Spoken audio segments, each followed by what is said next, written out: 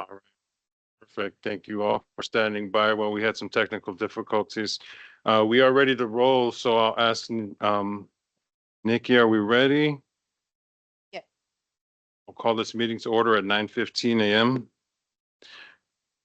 First, I'm going to turn it over to Vern Adams. He's here for invocation. Miigwech, Vern, for joining us.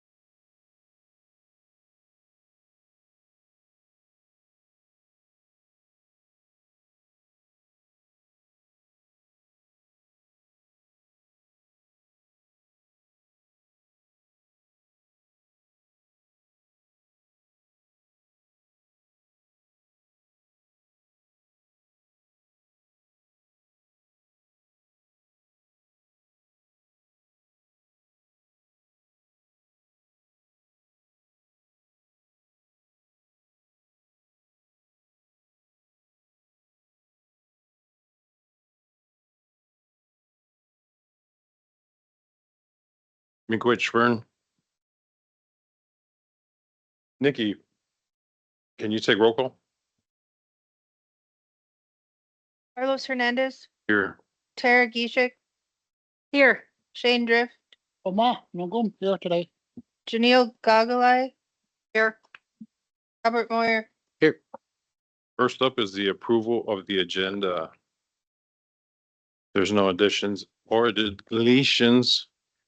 Mr. Chair and Council, I do have two additions and one change. First, Amanda Gagai will present for Christy Swanson. She will present virtually. And we also have two additions. One is Amy Mason for a discussion on the EMDP grant. And the second is Doris Isham with Resolution 91-2026, Phase 2 Produce Prescription Pilot Program. And we could place both of those after Morgan Olson, Jalen Strong, and before me.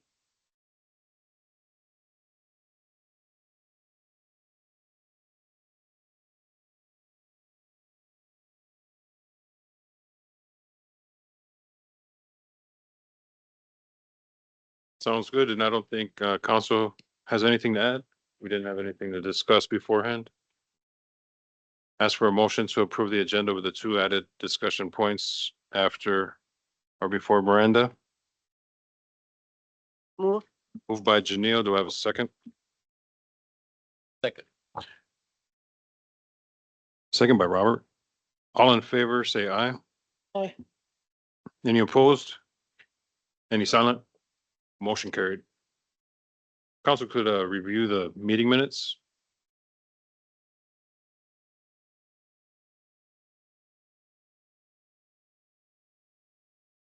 Sent to us prior. If there's anything to discuss. If not, ask for a motion to approve the meeting minutes of June 3rd, 2026. Moved by Tara. Do I have a second?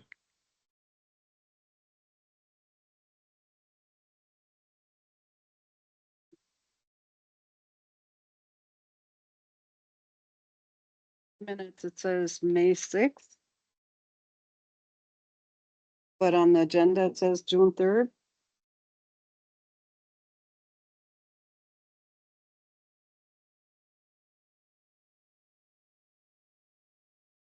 You see that? Or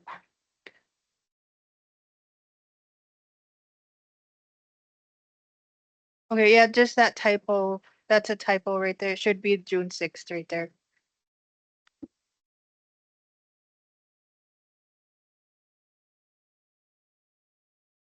June 3rd.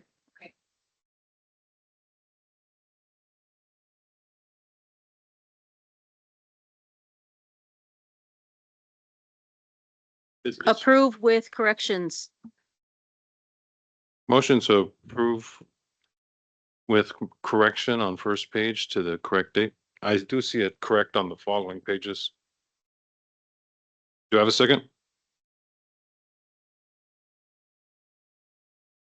second, Second by Janelle. All in favor, say aye.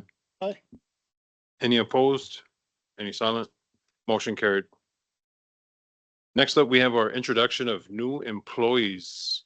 I am not sure if any departments have any new employees to introduce. We have Chris Holm, Cody Swanson, and Brian. Do you have any? No, just Chris and Cody.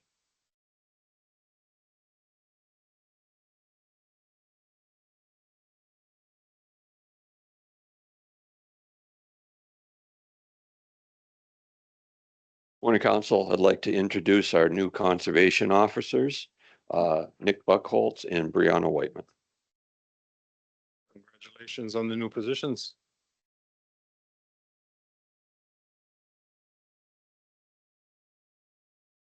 Congratulations. Nick, congratulations. And I'll ask Cody to come up and introduce new forestry staff to you. Bonjour, good morning, guys. Thank you for having us here. I got a few new guys here. We'll start. We got Dustin Wolf. He's our new forestry coordinator. He started in May. And then we got Kent Isham. He's a returning forestry employee. Happy to have him back. And then Jacob Hagan just started as a new forestry technician as well. So got some new blood and some old blood back. Awesome. Welcome back and welcome aboard. Hey,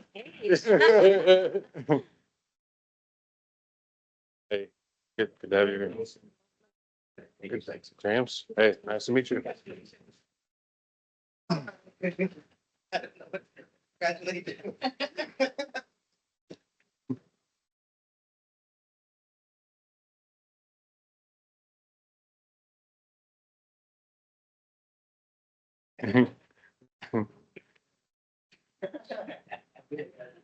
See you guys later.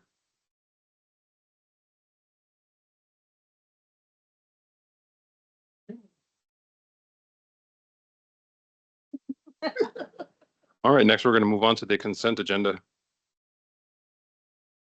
We only had one One item, resolution. I'm sorry, one item on the consent agenda for for this meeting. Letter A, resolution number 90-2026, grant application for BJA Justice Reinvestment Initiative, passed with a vote of 4 in favor, 0 against, 0 silent. Ask for a motion to approve the consent agenda as read. Motion by Tara, second by Robert. All in favor, say aye. Any opposed? Any silent? Motion carried. Next up, we have Brian Whiteman Senior.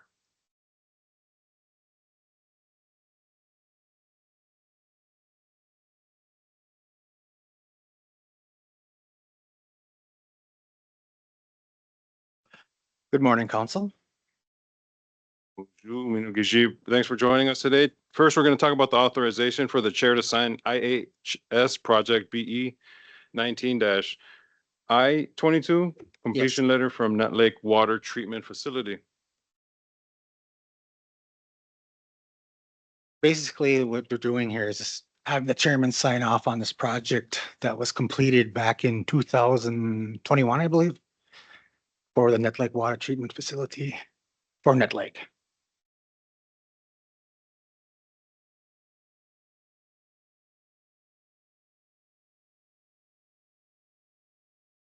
There was like 60-some thousand dollars left, so that'll be sent back to IHS for other projects for Nut Lake. Okay, I see. We're just reporting that the project is complete. and Yes, Much yes. much is spent. There's no questions, Any question? concerns? Kim. Now with the amount that been, is being returned from the project, $61,352.75. Is there any concerns with not spending that money?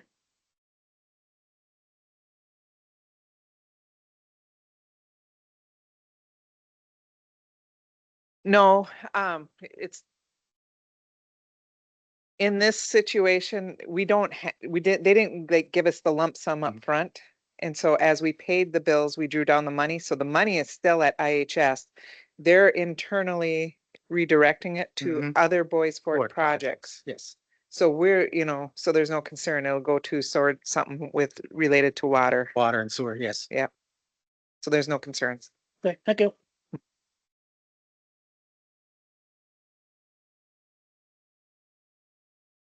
I just have one quick question. If it was completed in 2021, why are we only signing off on it now? That's how long IHS and BIA work on things. That's what I found out, so. That's how long it takes. Okay, that's all I was wondering. Yeah, because that was like Yeah. right after COVID and a lot of Mhm. people weren't opened up. I mean, we weren't even opened up here until I think the first 6 months of when I got on in 2022. So that's probably even longer for. Yeah, but I didn't know I didn't know they were lagging that long. I Yeah. know that they usually do, but boy, okay.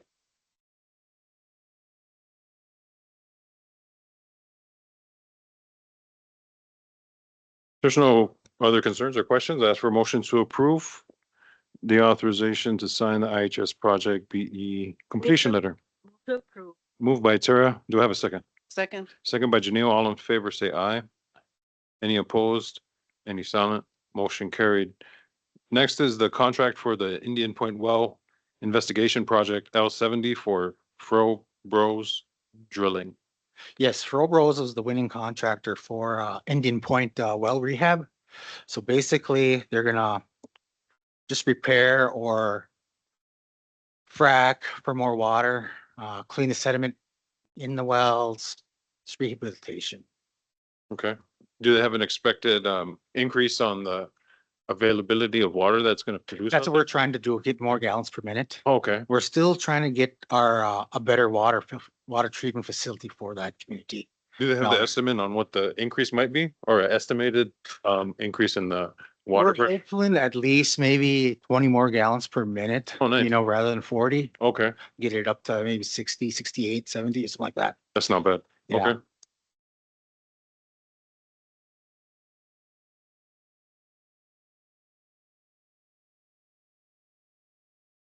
And this project should be done by this fall and we'll have results. Perfect. September 2026.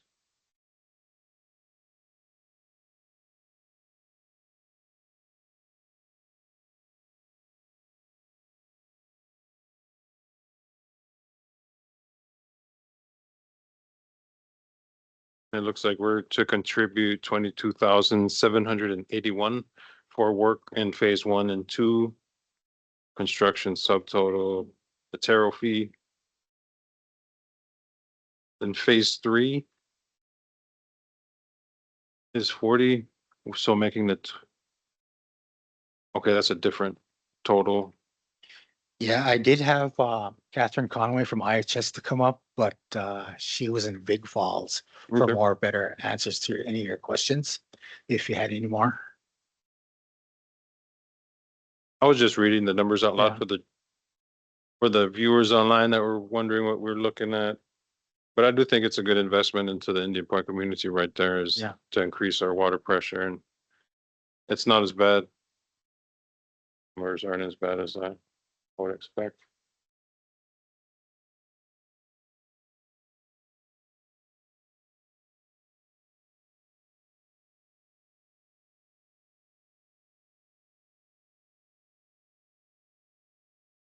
I'll make a motion to approve. Motion by Janelle.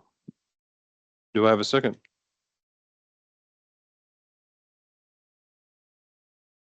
Second. Second by Robert. All in favor, say aye. Any opposed? Any silent? Motion carried. Thanks a lot. Thank you, Brian. Mhm. Rich, for coming in today. Yeah. Next up, Amanda Gagala is online. She'll be joining us to speak about the authorization to change the authorized delegate official in the PICO system for HHS. Amanda, how are you doing today? Good, how are you? Not bad. Thank you for joining us. So we are just looking for approval to change the authorized delegated official from Kathy Chambers to Carlos Hernandez. This requires us to log into the PECOS Medicare enrollment system. And what PECOS is we use it to do credentialing and recredentialing of Medicare for the clinics. We also, there's another part to it, and it is, I'm reading Christie's email, sorry. It's a HETS system, a HETS program, and that's just to be able to verify Medicare eligibility through Epic and our Epic and the clearinghouse in Avalon. And that's about it. But so yeah, we're just waiting for approval to get the signature so Carlos can sign off on it so we can start using it again. Because we haven't been able to use it since May.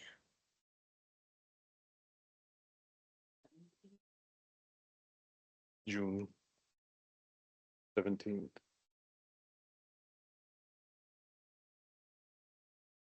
It's a year today.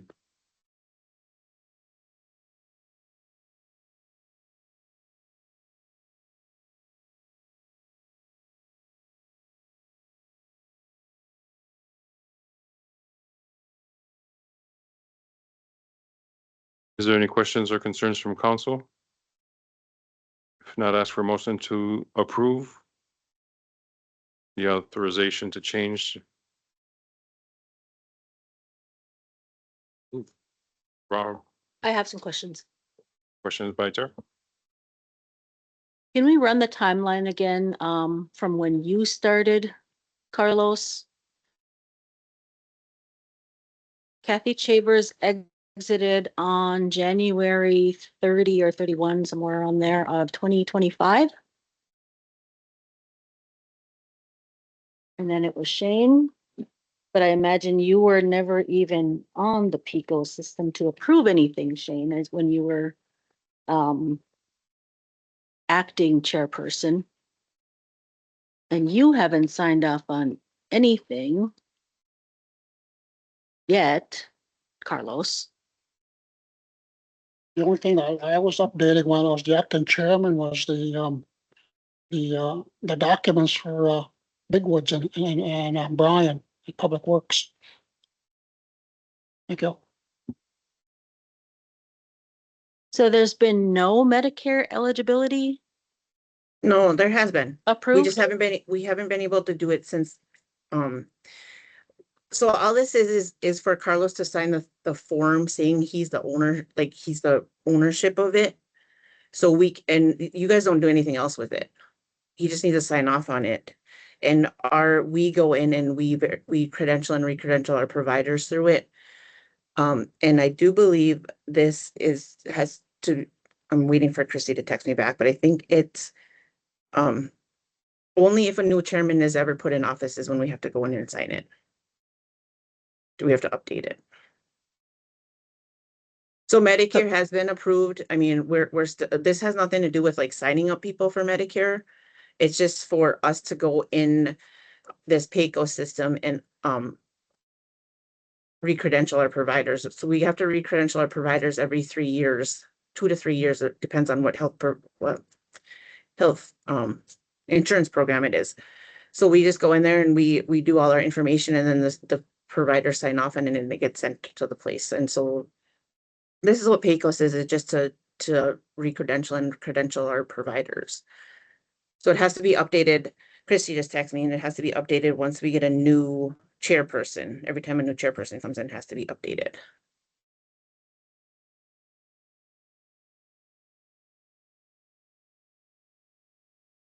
Okay, thank you.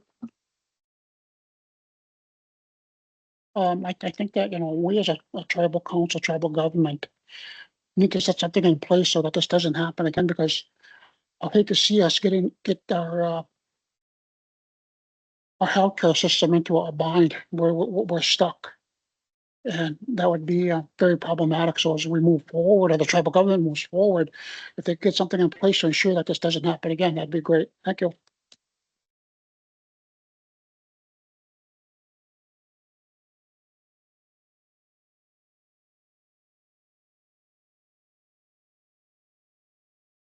To go off of what Shane was saying, I do think there needs to be a list kept to make sure that when there's a changing of the guard, appropriate measures are taken, and it's not a year later that we figure out that we need signatures for things.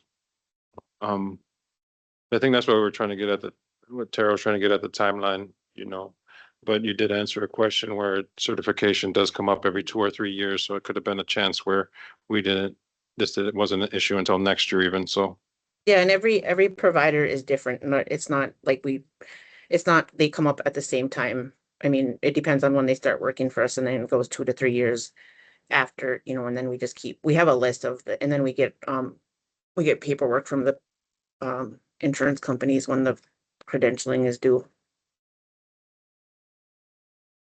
So one of And- the things, I'm sorry, Amanda, one of the things that we've done, back probably 2 years ago, Kim started a list. Jeff has added to it. I've added to it. And so as we find out more things that need to be added to the list, because I've already written myself a note to add this to the list. Every time we have new council members coming in, we revisit the list and then we add more to it. So it's kind of an evolving list. So. Good, awesome. That's nice to hear. There's no further questions on the authorization to sign. Ask for a motion to approve. Moved by Robert. Do I have a second? Second. Second by Tara. All in favor, say aye. Any opposed? Any silent? Motion carried. Thank you for joining us today online, Amanda. Yep, and then, so just to let you know that you'll be getting an email, from this Pecos place, and you'll have to make a login and then just go in and electronically sign it. But if you have any PECOS questions, let equals Christy or myself know and we can help you. Pesos. Okay, sounds good. Thank you, Amanda. I really Thank you. appreciate you joining us today. Next up, we have Kim Greiner. She's in person. She'll be joining us. We have 2 items today. We have the authorization for chair to initial and sign the CIFA certification is the first thing we're going to talk about today.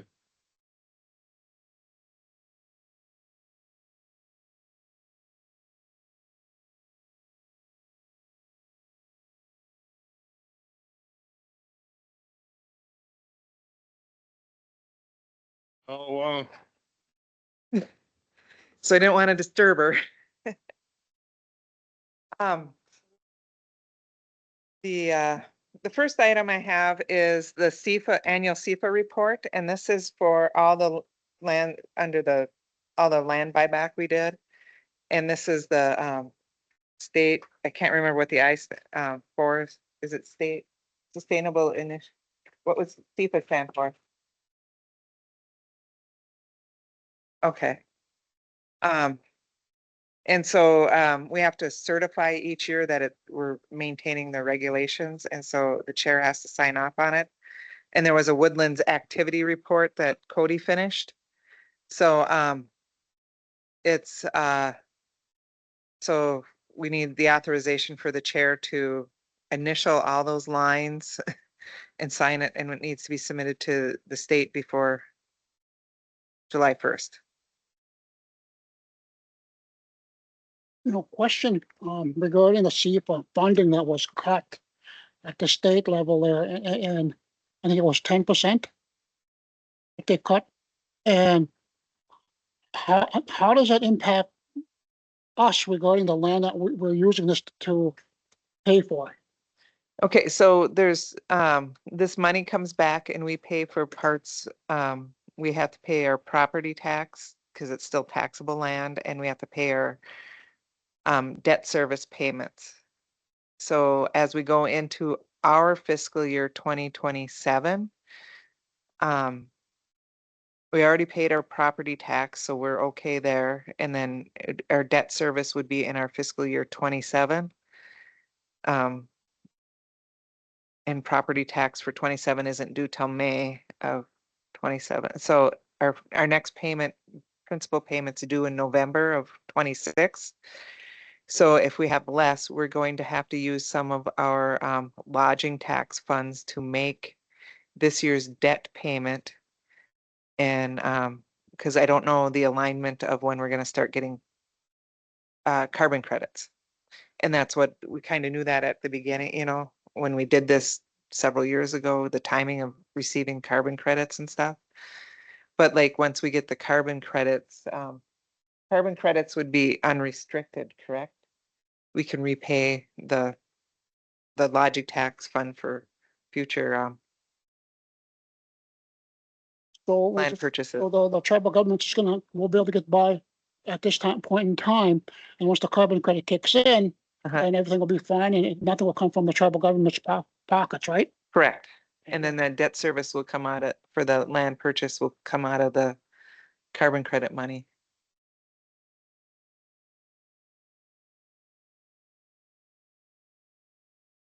I have a question, but it would be for Cody, I think, or maybe Chris. Would you happen to have a map of these partials? Just so I could have a visualization of these. Perfect. Yeah, I'm sure we have it in our email too somewhere. So yes, now that I think about it, I have it.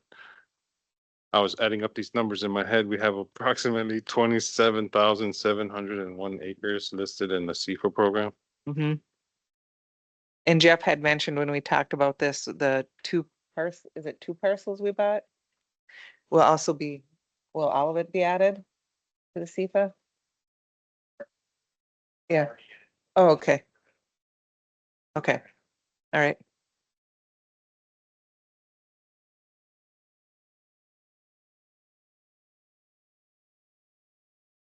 There's no questions or concerns.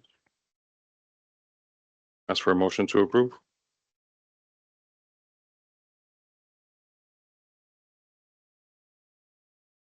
I'll move. Moved by Janelle. Do I have a second? Second. Second by Robert. All in favor, say aye. Any opposed? Any silent? Motion carried. Next up, we have the authorization for the chair to sign SSBCI collateral support loan agreement post-closing affirmation. This document is, was requested by, the SSBCI through US Treasury. And this is our funds. We put it up as collateral for the program. And it's just a, thing saying that we have it as collateral. The bank signed it, we sign it. And it's just a due diligence document for the program. And once I think this is the last piece we have to upload, and then we'll be able to get what's called our second tranche of funds from SSBCI, and we can work on getting some more projects done or businesses, assistance to small businesses.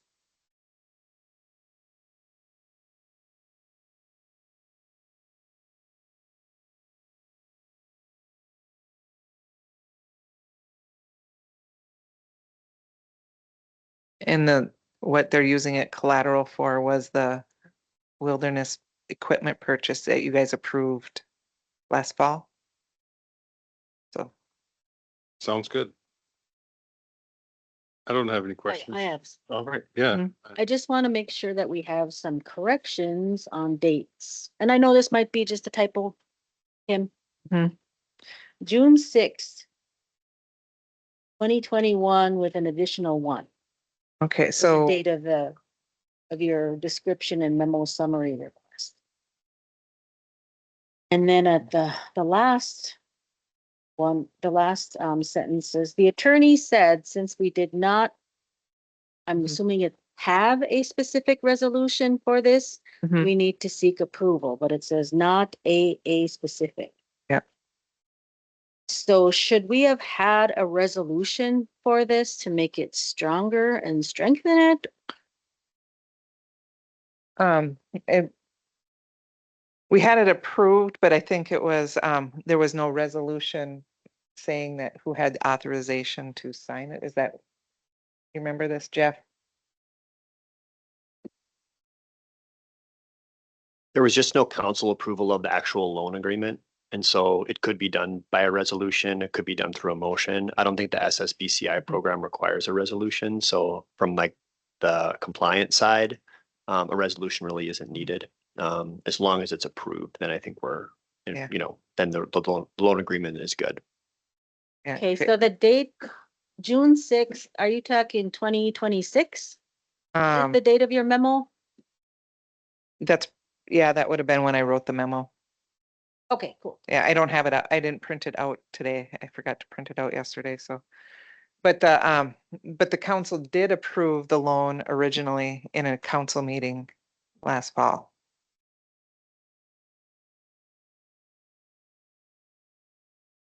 Okay, I got it. I know it's just for the tranche, but it's like, Mhm. you know me, it's gotta be Yep, correct in the yep. year 20, I started 211. working on the SSBCI back in 2020, actually.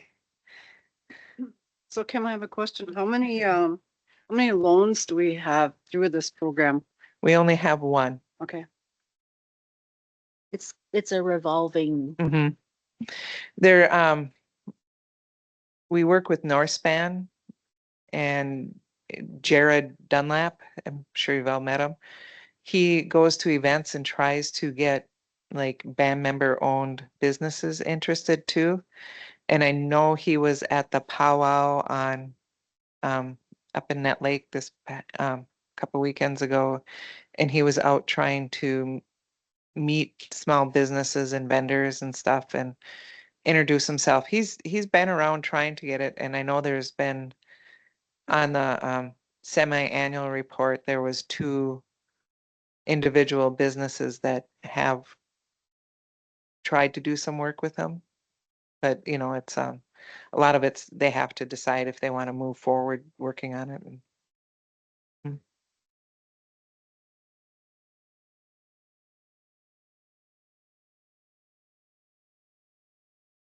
maybe we can do a little bit more outreach and education on that program so we can get more Mhm. clients Yep. to take advantage of that program.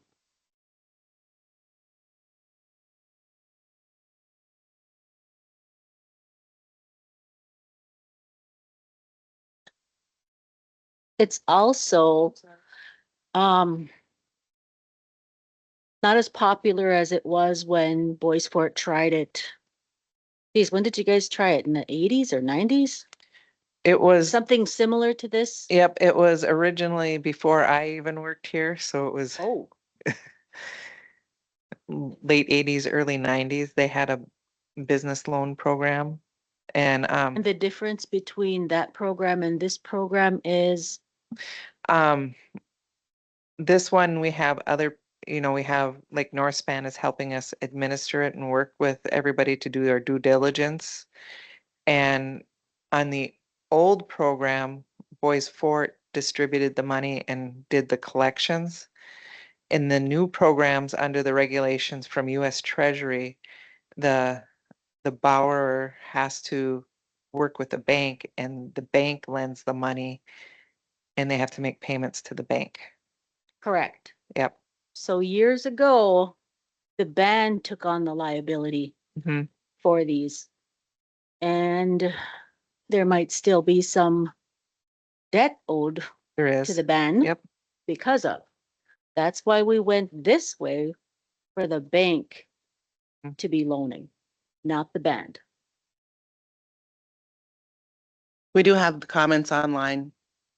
The SSCBI program, not many band members really know about this. Can we really promote it? And then not many people know the connection between North Span and Boys Fort. Yeah, we've done stuff at the State of the Band, and they, like they said, they do outreach at different events. Jared attends. If the council desires, we can do a mailing to all band members if you wish. Um, like a postcard saying, hey, do you need help with a small business, and contact Northspan? Because postcards tend to work best because they don't have to open an envelope and Sounds like a good idea to help promote this business that we have available Mhm. that not many people know about. So let's give it a shot and Yeah. see what else we can do to make sure that people are taking advantage of the benefits that they have available to them. Yep. I was just gonna say, can we vote no, just so we can say no, because we're all saying yes, but this is a good one. So I ask for a motion to approve. Um, Moved by Janelle, second by Tara. All in favor, say aye. Any opposed? Any silent? Motion carried. Thank you. Thank you, Kim, for joining us today. Next up, we have Morgan Olson and Jalen Strong. They're going to talk to us about the Minnesota Collective Access Subscription Contract.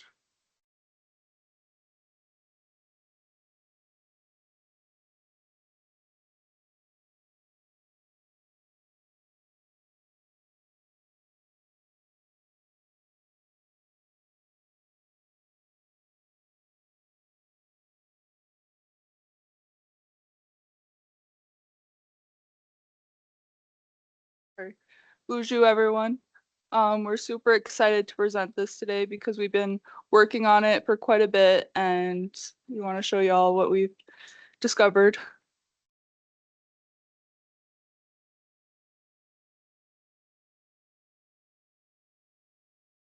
Are we presenting here, or is there like with the presentation that we submitted, I guess how would that work?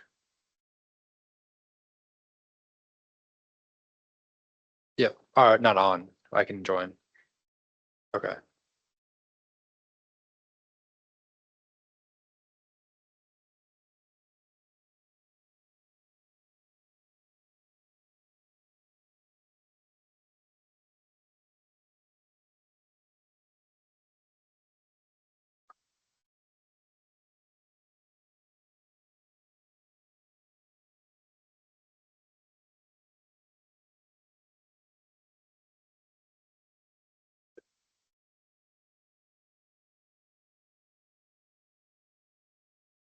All right, we're on now. Morgan, yeah.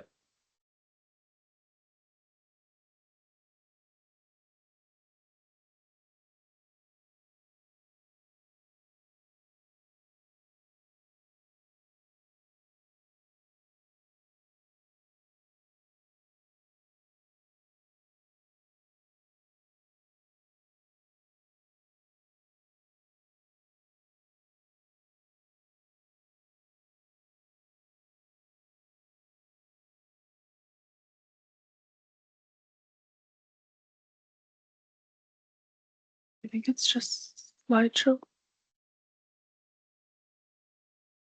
Okay.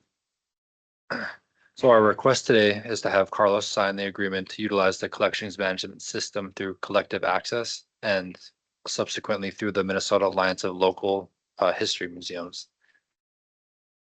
And basically what a collections management system does is an online way for us to view our items. So there's a number of different categories that things may fall under. There's a lot of information that might be associated with each item, each specific item. And so every time we get a new item in, we would take that information down, we would place an accession number to it and kind of be able to track where it's at within the museum itself, like within the archive space. So there's a number of different things that can be done, right? Especially if we're loaning things out, if we're moving things from one place to another. Say, for example, the HHS building in Virginia, we have a number of items that are over there now. In order to be able to track that, on computer, online, that's kind of what a collections management system can do. And currently, So a lot of our data is either on like physical documentation, so just paper documents, or on our floppy disks from way long ago. So we want to kind of update the system so we're able to keep everything together in a way that promotes longevity. and at this point too, the floppy disks that we do have aren't accessible.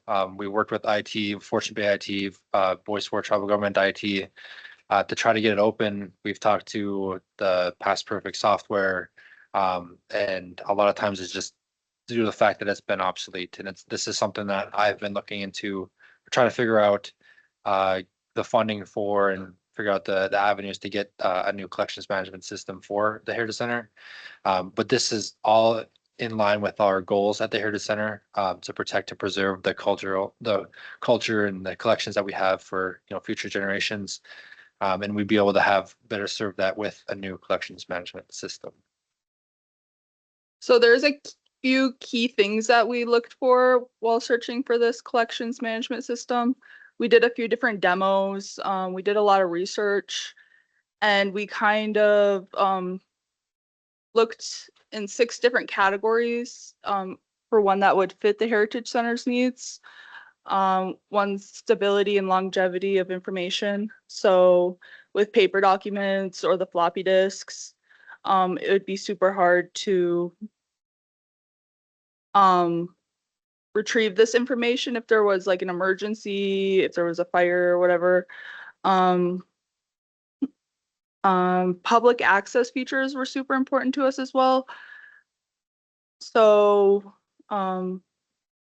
we really wanted band members to be able to access an online database so that they can see what we have in our collection and what we have to offer, and potentially see things that relate to their family or lineage and stuff like that. Another one is we wanted to be up to date and user friendly. So collective access does have a lot of trainings that they do, so we can be pretty competent at running the system eventually. And we wanted it to be catered towards smaller organizations. There's a lot of collections management systems that are meant for larger organizations such as the Minnesota Historical Society, which we don't have nearly as much stuff as them. So we wanted something that would be catered towards us. And we wanted something that's low cost. we will be using a grant for this project, for the funding for this project. But we wanted to think in the future as well to kind of mitigate any extreme expenses with this project. And we also looked for comprehensive cataloging features. So making sure that all the information we have can be put into the system.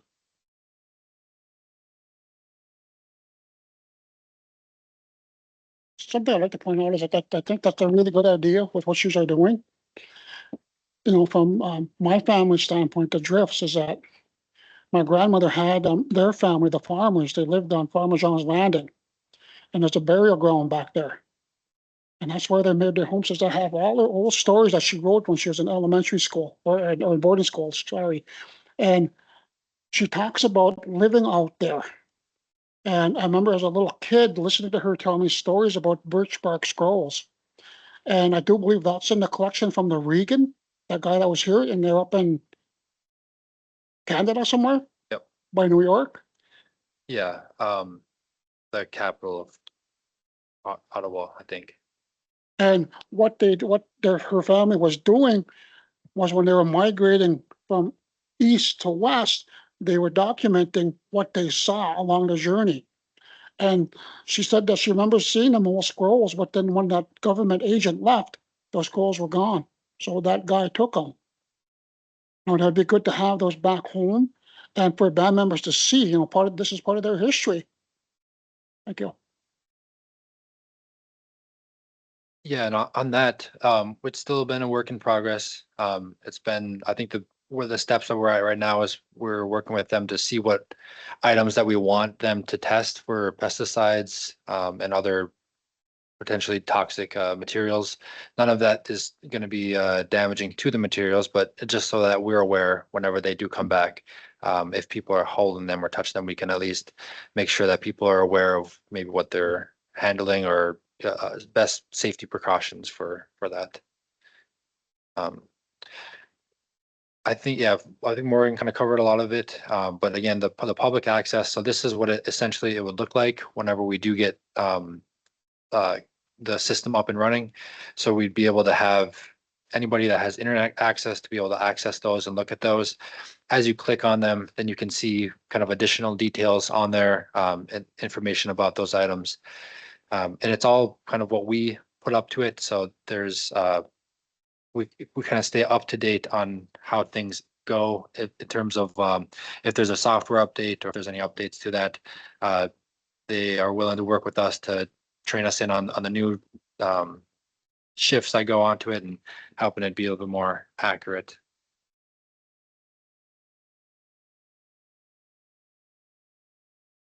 Jay, I just have a question, for the annual fee that will, happen. Do you have that in your budget somewhere then? So right now, we don't have a separate thing to it, but it would fall likely under either like the computers or equipment. So it's about $300 a year to continue on with the collective access. And that's mainly due to the fee that's aligned with like the Minnesota Alliance for Local Museum History Museums. And I think with that, they come with a number of different other benefits, resources and networks with the other museums that are signed up within that alliance. But that's what that would probably come from. We do have a collections budget that we have. Typically, we try to save that for if there's an emergency, and that's I think around 10,000 a year. So it could also come out of that too.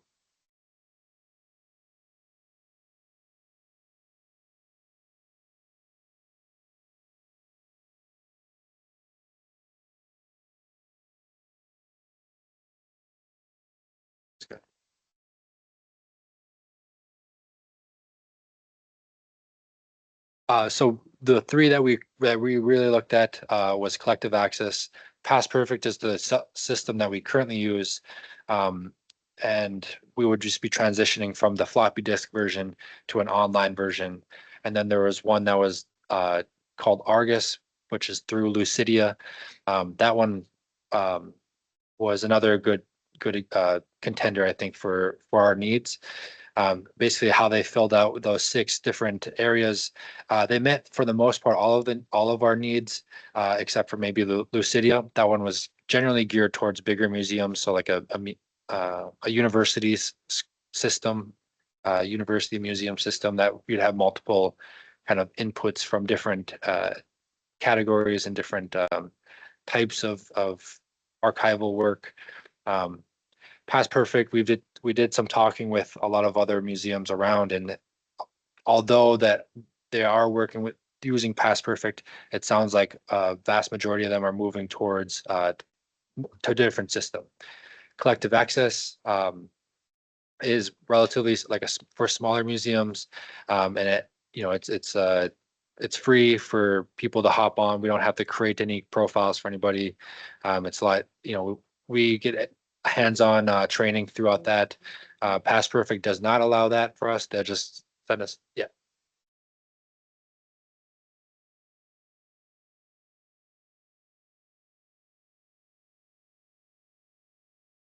That might be on the computer or like on the TV.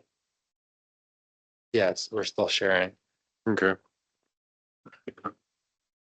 Can you hear us online? Oh, there we go.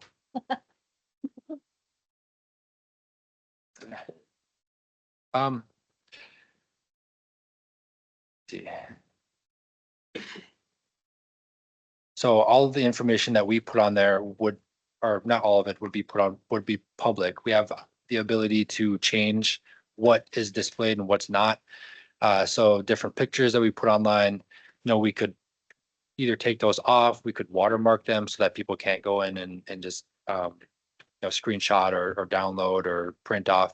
That could be a future source of revenue if that were to be the case, where if somebody wanted to print off a picture of something that we had, we could have a small fee associated with that, and that could either make money for the museum, or that could just be covering the cost of that. So it's really up to us on how we'd want to do that. A lot of other museums do that, like Minnesota Historical Society does that. Does the Discovery Center do that? But so a lot of times there's generally a small fee, and that could just be covered towards the cost of what it would take to print out some of these photos. And overall, the information that we put online is all going to be stuff that we intentionally put there, right? So culturally sensitive materials would not be put on there. But overall, the winner for our needs and what we recommended was Collective Access.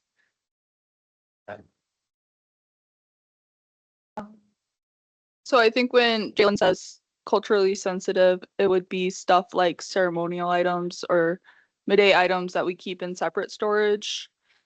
Stuff we wouldn't want the general public to see, but it can be accessed by midday members quite often if they decide to. So we won't necessarily put any midday items on this website. It's just going to be, or on like our software. That stuff generally doesn't have a session number. So those wouldn't be there, but like say like pipes or drums, things that may not fall under that category or may be culturally sensitive. We'll have we might have those on the website without a picture, without anything like that, but just so that we know where it's at. And so that way, if a family member wanted to come see those items, they're able to request that, and we'll be able to find it a lot quicker going through there. I think the chief of police has a quick question. I have one quick before you need to get up to the mic, please. IT has approved this and it's all compatible and all, it'll be backed up by our IT system, correct? Yeah, we're working with Lou to establish a local server that will be held over in NetLake, and then Collective Access uses its own web-based server as well. So it would work, and it's just an application that gets downloaded onto the computers. Okay.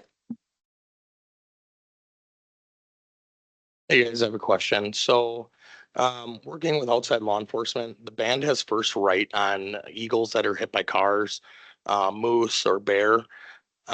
Would this be something that could be used to receive and distribute the cultural sensitive items to band members like eel feathers?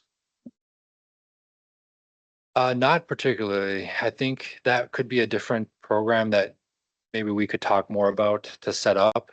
This specific system would be more or less for archival and museum focused items. Okay, I'll get with you on a different time. Um, yeah. So the last thing I think was that collective access. So the funding of it all is coming from a grant, right, to get it started, and then the $300 that would be owed from the band would then be paid by Fortune Bay dollars unless we're able to get another grant in the future, right? It's $300 is not a lot of money to get covered, especially under a grant. But just being able to expand on some of that stuff and allow our band members that don't necessarily live on the res, or even the people that do live on the res that don't come down to the Heritage Center to be able to find some of those things. One last question, Jalen. Once we, once we approve this, assuming that we will, when do you think it'll be all up and running? Everything's uploaded to the system or don't, and, when will you go live, do you think, approximately?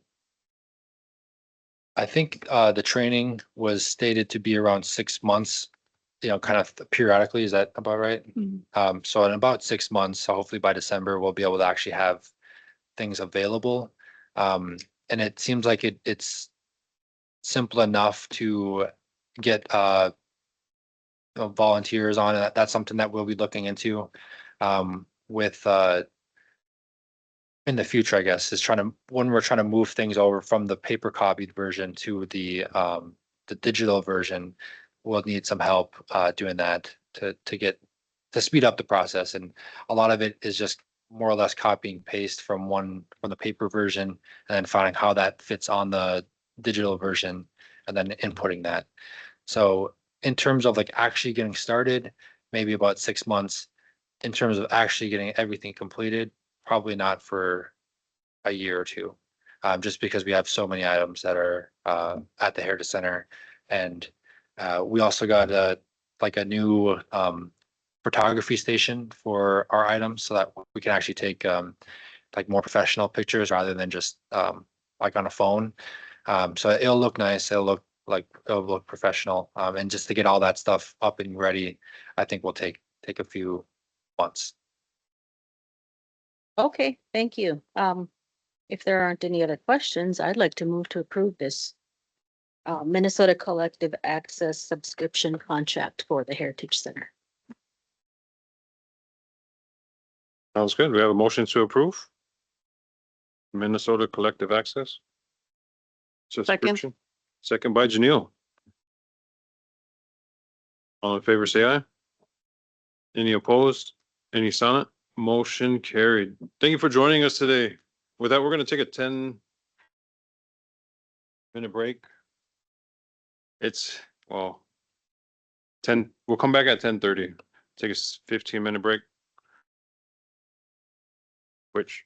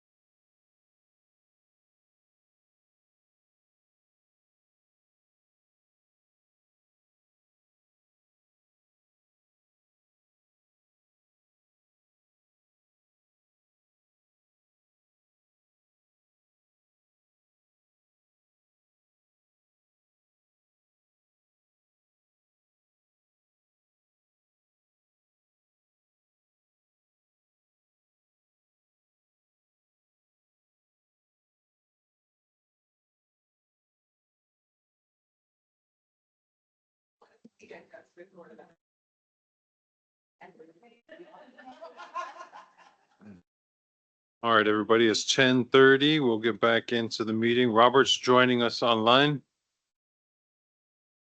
And we have two more. Unless Miranda has some items. First up is Amy Mason.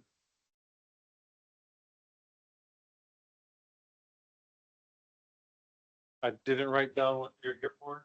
So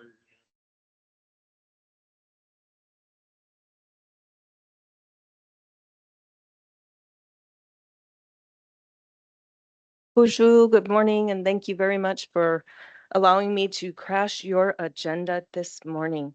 So I apologize for the late discussion on this. This is called an Energy, Minerals, and Development Grant. And I'm putting together a grant application for this. And what it's going to do is it's going to do an energy options feasibility to increase grid resilience. And the reason we're looking at this is because we want to better prepare for the potential of rolling blackouts that could start as early as 2028, 2030, 2032, depending on how, primarily because of state goals for clean energy, right? So if they pull those coal plants off and we don't have energy coming in to replace that, we're going to be a little bit in a demand crunch. So how do you manage that supply and that demand, right? So there's a lot of stuff that's kind of happening out there. And in order to prepare Boysport for that, it would be ideal to be looking at feasibility for what are our own generation options and what does that look like? So with this grant, the project objectives that I have are to assess current energy infrastructure, energy consumption patterns, and energy costs across tribal facilities and communities, evaluate future energy demand, resilience requirements, and community energy needs. So part of this is going to have to also include your new business ventures that you're looking at and considering. So if you're considering, say, a grow facility could be upwards of 2 megawatts of power, right? So how do we plan for that energy increase, right? We're also going to look at analyzing the technical and economic feasibility of potential energy resources and technologies available to the band, identify opportunities to reduce energy costs, improve reliability, and increase local energy production, develop a prioritized roadmap for future energy development projects and implementation strategies, and provide tribal leadership with information necessary to pursue future project financing and implementation funding. The anticipated outcomes for this include improved understanding of available energy resources, identification of technologies that best align with tribal priorities, increased clarity regarding project economics and financing pathways, improved planning for energy resilience and reliability, and enhanced readiness to pursue future engineering, development, and construction funding opportunities. So the deliverables at the end of this grant, if we get the approval to apply for it, and if we get the funding to move forward with it, is we would have an energy options prioritization matrix. We'll have a final energy options analysis report, an energy options strategic plan, and a final presentation to tribal council and stakeholders. And so yesterday we did succession plan training, right? And we're talking about how we plan for our departments. What happens if somebody leaves? How do we backfill? And what this grant and what I'm trying to do with this grant is to ensure that we have continuity as the years go by, as far as what are our priorities in energy and what are we driving for? What is that plan? What's that roadmap? So that way, when this is all complete, we can take this information, we can see grants that are coming through, and we can say, I got a project that fits. We pull that out and we can submit that grant a lot faster because we've already done a lot of the pre-work. So that's what really this opportunity is. So right now it is going through the grant project process. I think most people have seen it come through. Most have probably reviewed it. I'm waiting for at least one more person to sign off on it. And then what I will do is I will send that upstairs for a poll vote. So this was just to let you know that because of the time crunch to get this done, we have everything mostly ready to go. We were just kind of short a day, short some hours, but wanted to at least let you know what this is about. So when it comes across your desk and you understand why I'm asking for a poll vote, the grant is due tomorrow. So there is no cost match. Didn't tell you that. No cost match with this grant at all. And primarily what the funding will be for is I will support a technical assistance person that will help us develop this plan. So I think we've got 3 people that are assigned specific. We would be looking at 3 people assigned to helping to develop this, and the funding would really be to get that contractual support and help for this high level planning. So Amy, what is the indirect cost rate for this grant? what was that? The indirect cost rate for the grant? I So don't see the, what I put on that is like down at the bottom. 2,232.75, and it has a negotiated letter of 20.26% de minimis. Is 15%, so maybe adjusted down. So even further than it would be less than indirect, which Boysport is going to have to make that up. I would strongly suggest you just keep it at the indirect cost rate that the band has. Yep, and that's what we're presenting when we turn this in. If BIA says the max will go on indirect cost is 15%, which is why I put that in there. They could choose to drop that. We are submitting our negotiated letter for indirect costs. So that way they see that that is our negotiated rate, and hopefully they will just approve with that. So. thank you.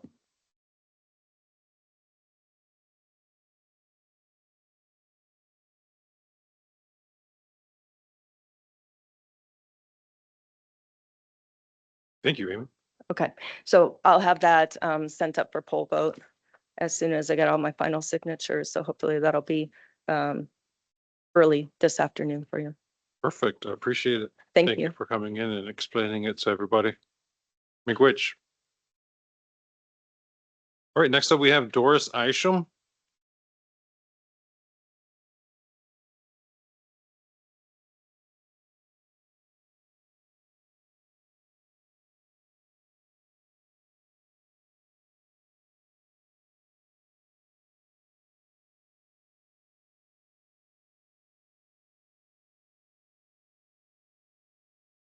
Good morning. Thank you for allowing me time for it on the agenda. I'm presenting for Melissa Hawk, who is actually the author of this grant application.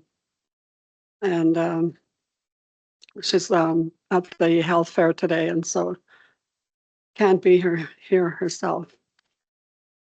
She presented this program at your last Rtc meeting and talked a little bit about it. She didn't have the grant ready at that time, and so as we looked into the grant, found that it does need a resolution, and so I'm here today to present that resolution. And just to refresh your memory and for the sake of the audience, I'll just read the abstract. It tells you about the program. Boysport Medical Clinic serving Nut Lake and Tower propose a phase 2 expansion of a culturally responsive produce prescription pilot program to address disproportionately high rates of diabetes, obesity, and food insecurity among American Indian and Alaska Native populations. Nut Lake is a designated food desert located 58 miles from the nearest grocery store, creating significant barriers to accessing fresh, nutritious foods. This program targets individuals diagnosed with diabetes or a body mass index greater than 30 who are also experiencing food insecurity. Phase 2 builds upon established program infrastructure by strengthening an integrated team-based model of care. Healthcare providers will refer eligible participants to a certified diabetes care and education specialist, a nutrition education specialist, and a lifestyle coach. Participants will engage in 4 structured educational sessions annually focused on nutrition, chronic disease, self-management, and incorporation of culturally relevant Indigenous foods. To improve food access, participants will receive a $25 grocery voucher, fresh produce packages from local farm markets, and Indigenous food bundles sourced from native producers. Weekly transportation through Big Woods Transit will address geographic barriers and support consistent access to food resources. Community engagement remains central to the program. Elders will provide seasonal teaching on traditional foods, while youth will participate in greenhouse initiatives that promote hands-on learning and food sovereignty. Program effectiveness will be evaluated through measurable outcomes, including A1C, BMI, and food security status and participant engagement. This initiative strengthens sustainability by embedding services into clinical workflows and expanding local food system to support long-term community health. So the grant application was written for just under $200,000 for a 1-year project. And there's no cost match to this program. It does not pay any salaries. It does pay an evaluator. And the budget is attached for your review. So I have the resolution in front of you for your consideration.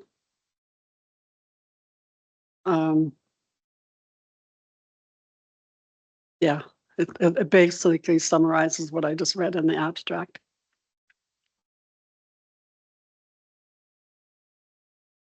Sounds good. And it was previously approved by us.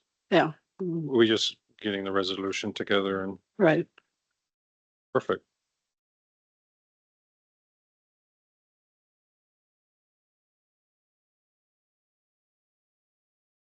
Do you know which resolution number this would be?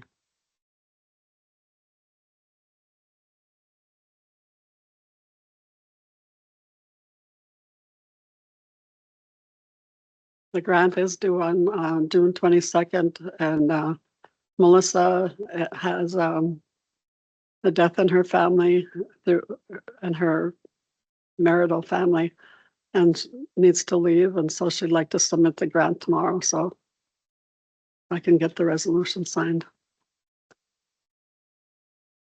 if it's approved.